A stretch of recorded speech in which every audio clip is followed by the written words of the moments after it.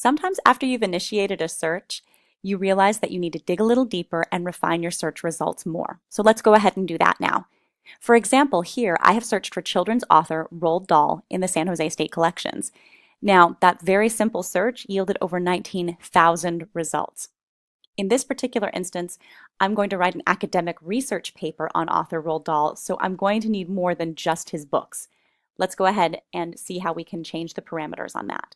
You want to use this menu on the left-hand side.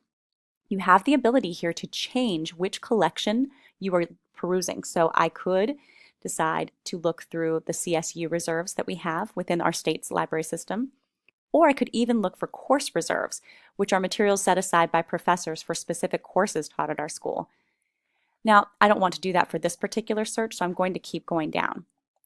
I can, right here, see what's available online versus what's available physically in the SJSU library.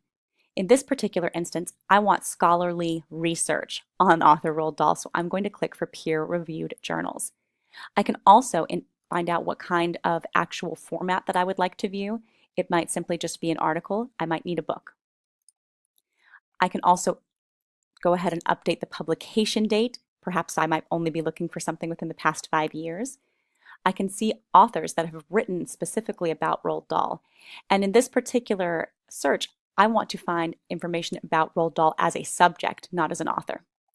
I have the ability to find physical information and where they are within the San Jose State Library, as well as other different parameters that I can go ahead and apply. Once you've indicated what information you need to find, you're going to click Apply Filters. And as you can see right here, I've now significantly lowered my search results to 82. If you ever need to, you can also click this link called Reset Filters in order to start your search afresh.